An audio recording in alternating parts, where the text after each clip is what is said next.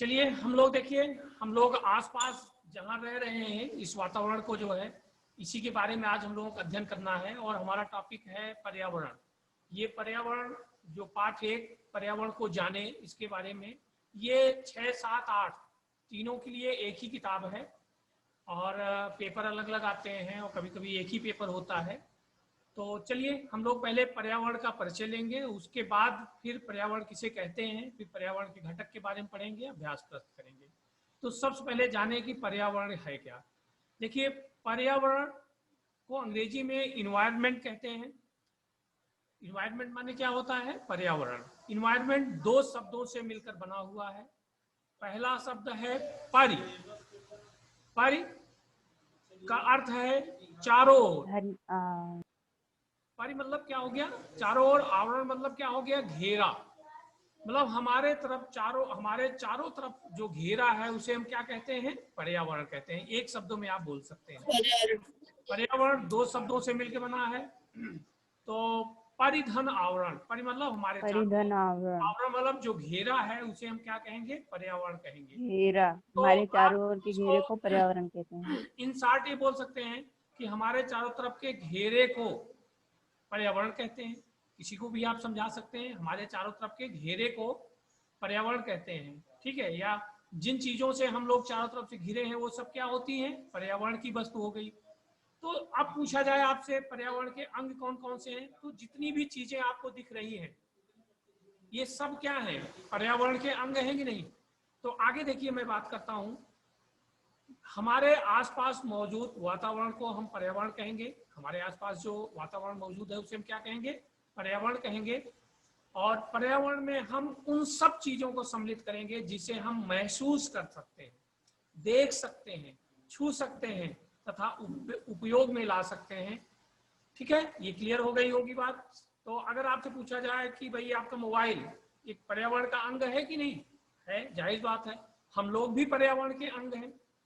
तो पर्यावरण में देखिए जीवित तथा निर्जीव तत्वों का समावेश होता है। यानी पर्यावरण देखा जाए तो जीवित और निर्जीव वस्तुओं से मिलकर बना हुआ है कि नहीं? जो है भाई इसमें बहुत सारी चीजें जीवित वस्तुओं में अगर आपसे कहें पेड़ पौधे, हम लोग, बकरी, गाय, बैल, ये सब क्या है? जीवित वस्तुएं हैं। और निर्जीव वस्तुओं में आप जानते ही हैं, जमीन हो गया, पहाड़ हो गया, पर्वत हो गया, ये सब प्राकृतिक वस्तुएं। ये सब देखा जाए तो इसमें जान कहाँ होती है? ये निर्जीव वस्तुएं ही नहीं, और सब मिलकर किसका निर्माण करते हैं? पर्यावरण का निर्माण करते हैं।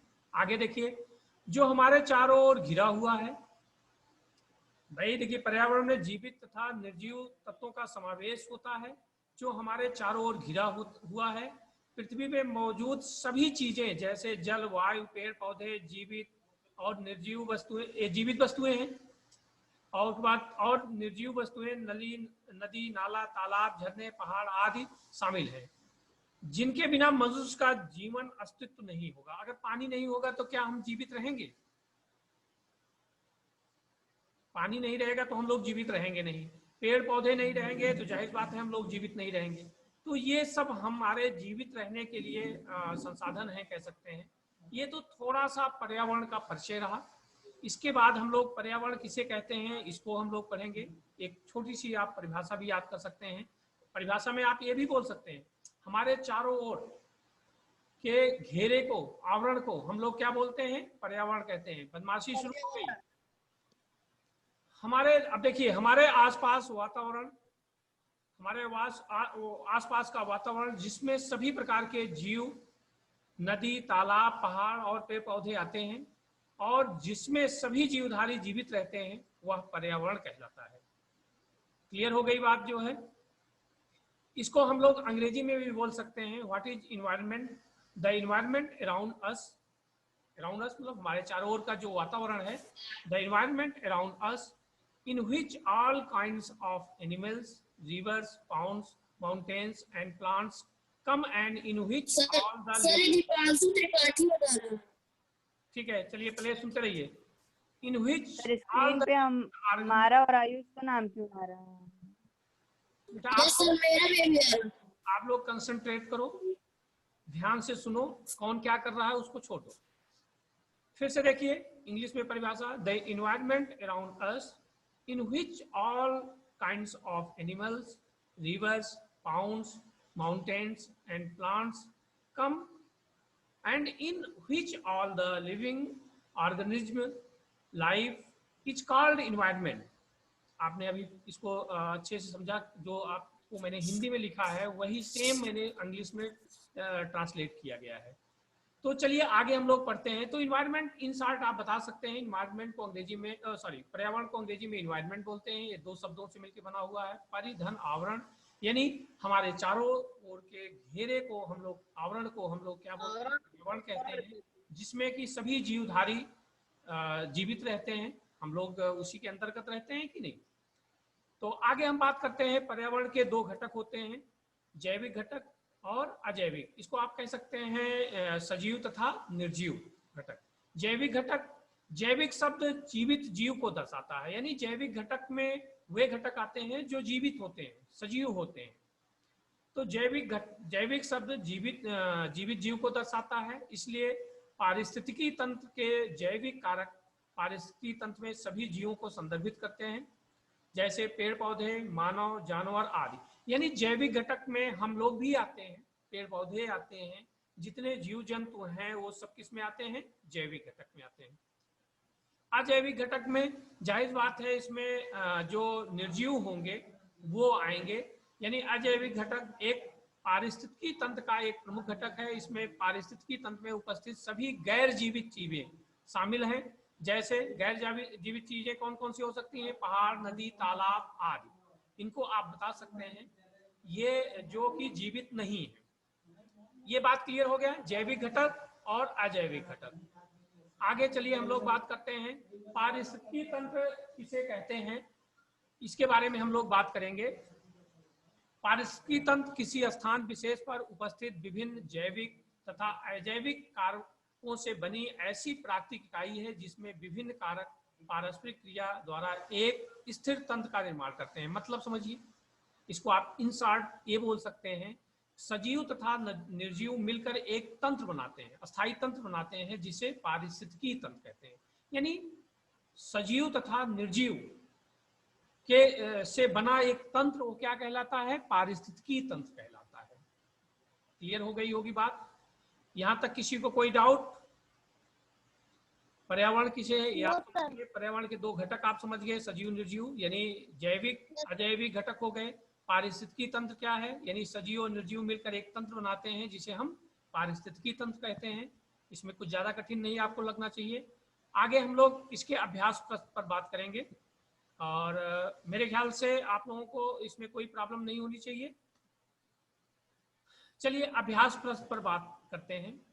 एक नई डिफिनीशन मैंने यहाँ और दे दिया है आपको। पर्यावरण से आप क्या समझते हैं?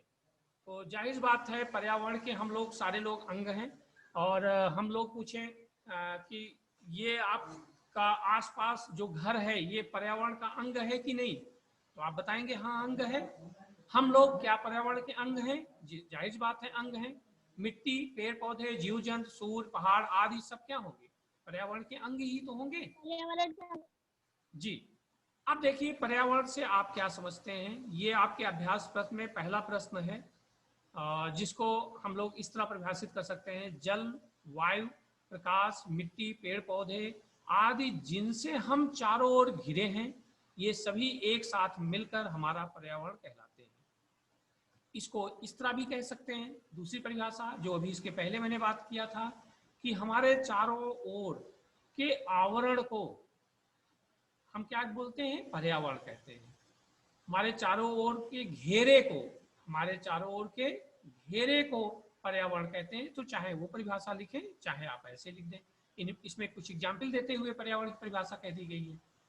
अब देखिए, जो आपको समझ में आए आप याद कर लीजिएगा, ढेर सारी इसकी परिभाषाएं आप परिभाषित कर सकते हैं। अब आप बात करते हैं प्राकृतिक तथा सामाजिक पर्यावरण में क्या अंतर है।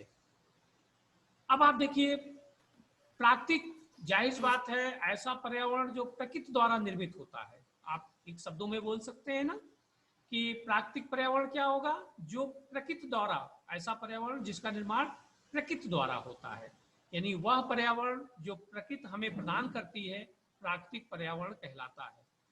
जैसे आप कह सकते हैं हवा, जल, मिट्टी, पेड़ पौधे, जीव जंतु, सूर्य, नदी, पहाड़ आदि क्या हैं, प्राकृतिक पर्यावरण के अंतर्गत आते हैं कि नहीं?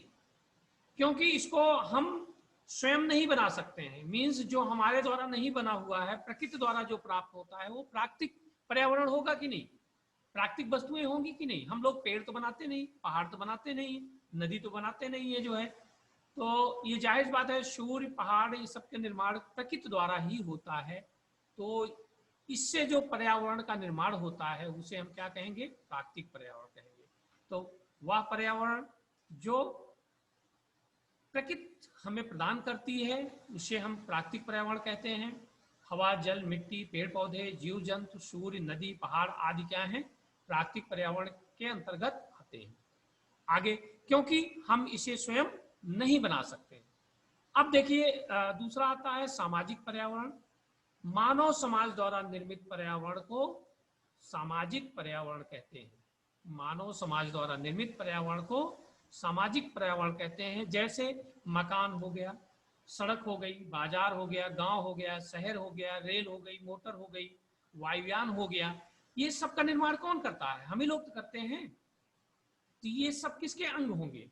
जाहिर बात है सामाजिक पर्यावरण के अंग होंगे। तो आपको प्राकृतिक पर्यावरण और सामाजिक पर्यावरण में अंतर आप आराम से कर सकते हैं, कोई दिक्कत इसमें आप लोगों को नहीं होनी चाहिए। चलिए आगे, अपने पर्यावरण के 10 अजैविक घटकों के नाम बताइए। अजैविक घटक कौन होंगे? जो निर्जीव होंगे कि नहीं? मैंने यही बताया था ना, जिसमें नदी, झील, सागर, महासागर, पहाड़, रेगिस्तान, मैदान, हवा, धूप आदि। अच्छा अजैविक एक चीज बताइए, पेन पेन पेन क्या होगी?